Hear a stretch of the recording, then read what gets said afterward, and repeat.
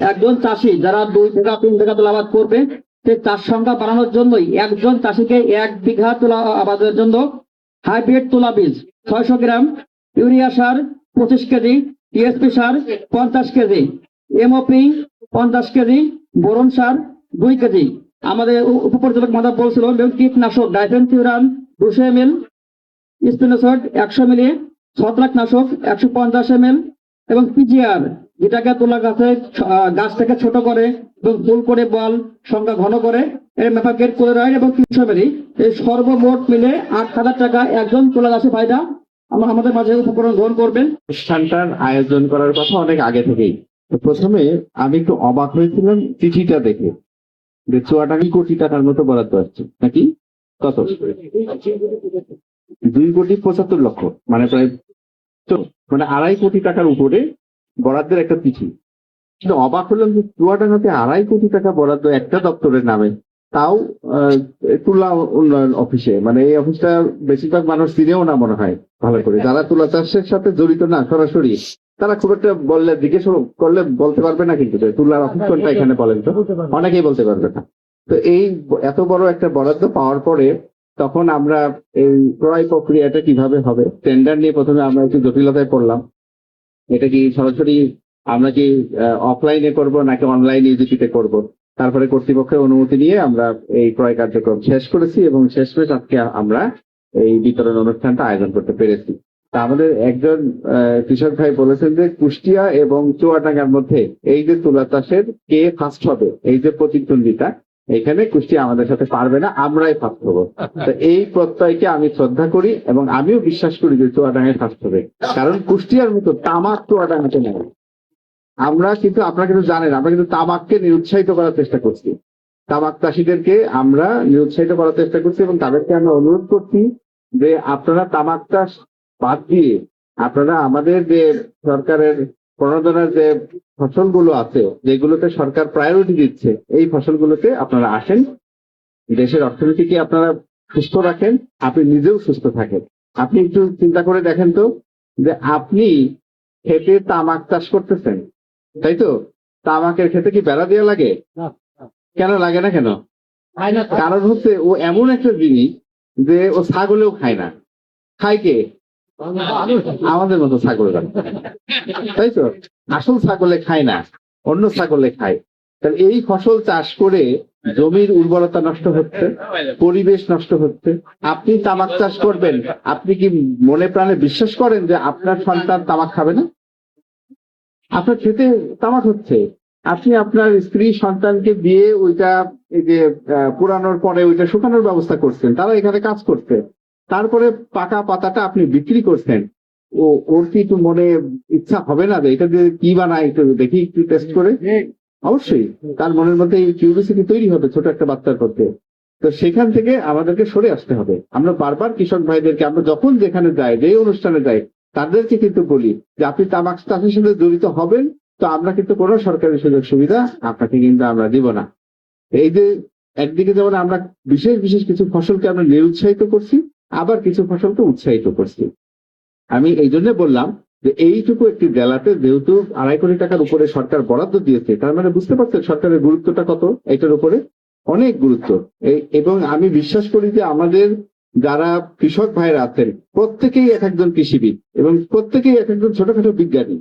কারণ এই কৃষির যত উন্নয়ন সব কিন্তু কৃষকদের হাত ধরে হয়েছে। একসময় 7.5 কোটি দেশের মানুষের সবাই কিন্তু 3 বেলা খেতে পায়নি, 1 বেলা খেয়েছে, 2 বেলা খেয়েছি। আমরাও কিন্তু ছোটবেলায় দেখেছি যে পাতাকপি যখন ওই ক্ষেত থেকে কাটা হয়, তখন কিন্তু এক ধরনের মানুষ ছিল যারা ওই পাতাগুলো কুড়াইতো, ফেলে দেয়া পাতাগুলো। কেন? তারা হয়তো গিয়ে খাবে। চালের দোকানে চালের পাশাপাশি কিন্তু খুদ বিক্রি হইতো, খুদ মানে ভাঙা চাউল যেটা, তাই না? এখন হয় কেউ খায়? আমার তো মনে হয় না।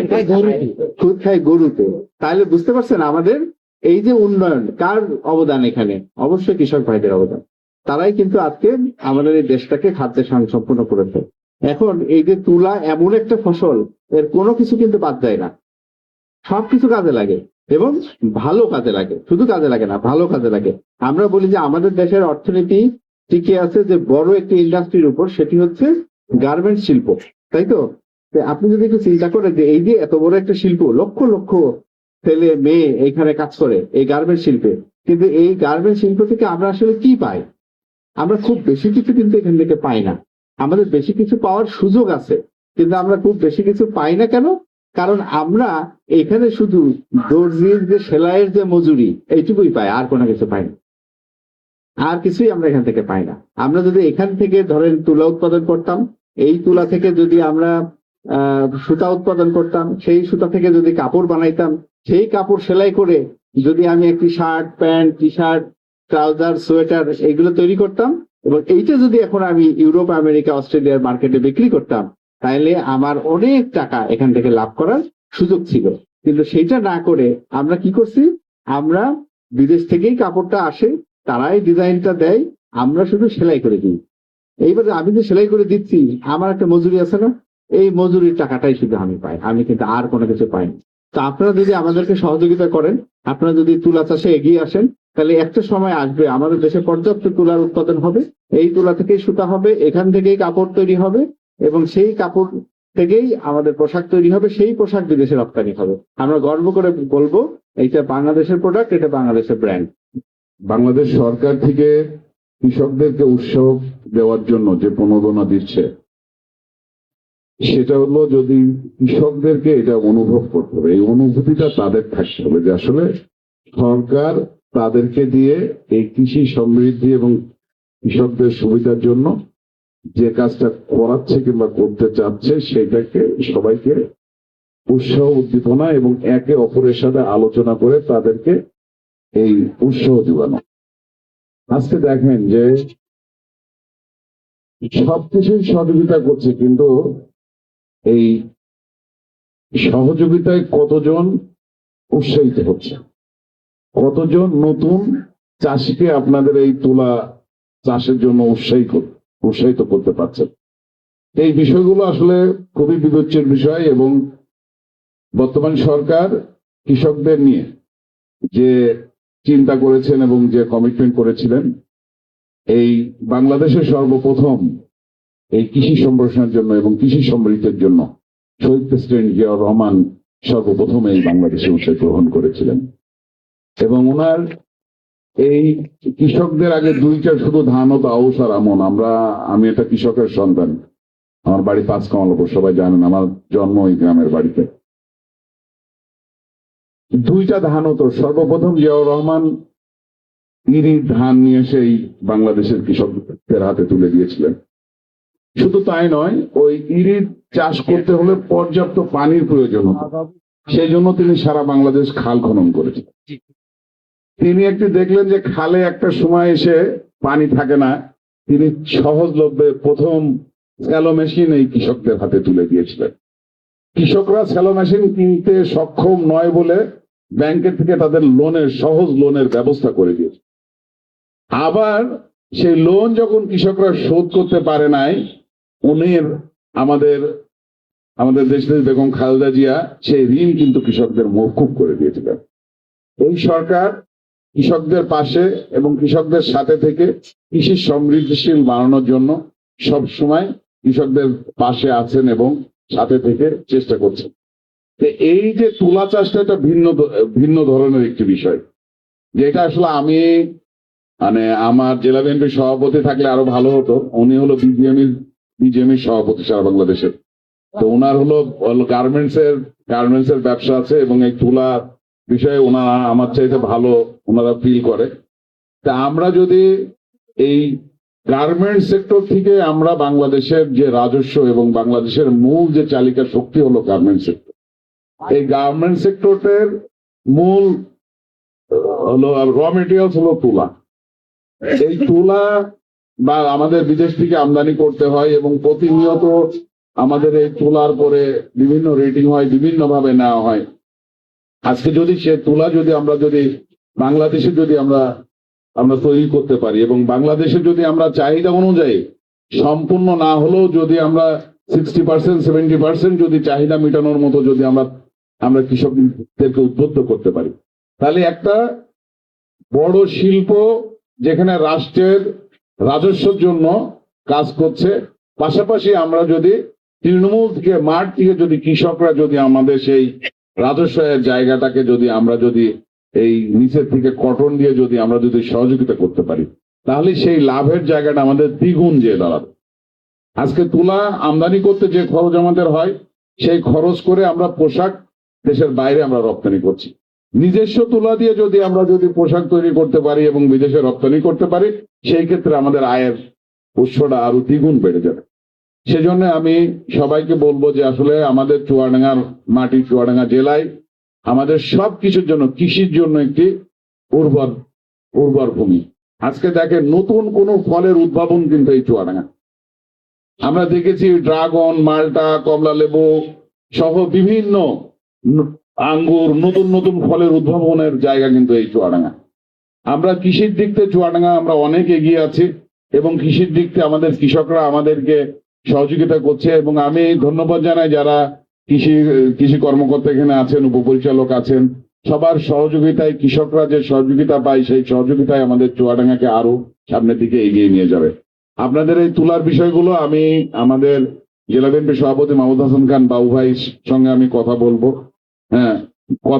আমরা বসবো, বসে সরকার যাতে এই তুলা চাষের পরে আমাদের এই যশোর জোনের উপরে যাতে আলাদা গুরুত্ব দেয় এবং এই তুলা চাষের জন্য যেন প্রণোদনা আরো বাড়ানো যায় এবং চাষিদের যে ছোট ছোট যে যন্ত্রাংশ, সেই যন্ত্রাংশ যাতে ওনারা এখানে সাপ্লাই করতে পারে, কিংবা সাপ্লাই করার কোনো জটিলতা থাকলে সেটা আমরা কথা বলবো। তারপরেও এখানে আমাদের ডিডি সাহেব আছেন, উনিও যদি ওনার দিক দিয়ে যদি কোনো সহযোগিতা করতে পারে, আমরা সবাই সম্মিলিতভাবে আপনাদের পাশে থাকবো এবং এই তুলা চাষিদেরকে আরো উৎসাহ যোগানোর জন্য এবং তুলার প্রণোদনা যেন আরো যেন সরকার যেন ভালোভাবে ওনাদের পাশে থাকে। যেহেতু আমরা এটা যদি সিরিয়াসলি নিই, তাহলে এই তুলা আমাদের উৎপাদন যেটা করব সেটা আমাদের দেশেই তো আমাদেরকে কাজে লাগবে, আমাদের কাজে লাগছে, আমরা বাইরে থেকে আমদানি করছি।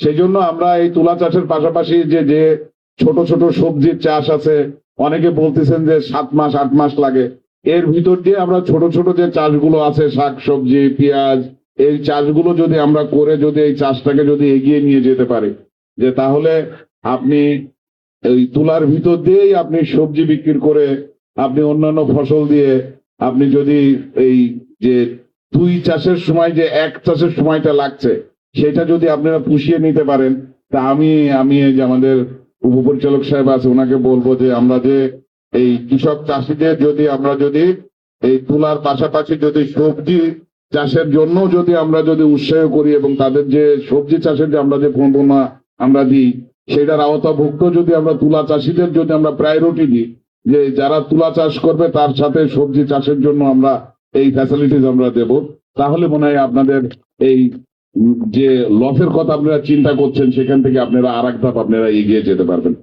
আসলে তুলা চাষ একটি লাভজনক চাষ, এটা আমরা অনেকেই জানি। অনেকদিন যাবতী আমি হাইব্রিড আসার পর থেকে আজকে প্রায় 17-18 বছর আমি তুলা আবাদ করে থাকি। তুলা চাষ একটি লাভজনক, মানে নিঃসন্দেহে বলা যায়। গত বছর আমি যে তুলা করেছিলাম তাতে আমার 18 মণ ফল আসছে পার বিঘায়। আমি এবছরও 6 বিঘা তুলা করি। আর আলু ইউনিট অফিসার যিনি আছেন, উনি এত সতর্ক, তার কথা না বললে নাই। তিনি সংবাদ দিলেও জমিতে যায়, না দিলেও জমিতে যায়। ভাই বোন, আপনি কোথায় আছেন? অমুক জায়গায় আছে, আসেন একটু জমি। তুলা চাষ করলে পরে আপনার সবচেয়ে বেশি লাভ হয়, সেটা তো আপনার জমিতে জৈব সার যোগ হয়। আমাদের মাটির প্রাণ হচ্ছে জৈব সার। একটা মাটি তৈরি করতে 4টি উপাদান লাগে। 4টি উপাদানের ভিতরে জৈব সার হচ্ছে 5% লাগে। 45% খনিজ পদার্থ, 25% পানি, আর হচ্ছে 25% হচ্ছে পাতায়। এইটাই কিন্তু মাটি তৈরি। আমাদের জমিতে আমরা পরীক্ষা করে দেখেছি, মাটি মাত্র 1% আমাদের হচ্ছে জৈব পদার্থ আছে। তুলা চাষ করার পরে যে সেই জমিতে যদি আমরা মাটি পরীক্ষা করে দেখেছি, তাতে 3% পাওয়া গেছে জৈব সার। এখন আমাদের ফলন বাড়াতে হবে। ফলন বাড়াতে হলে যেটি প্রয়োজন, সবচেয়ে প্রয়োজন হচ্ছে বীজ এবং মাটি। ভালো বীজ, ভালো মাটি, ভালো ফলন।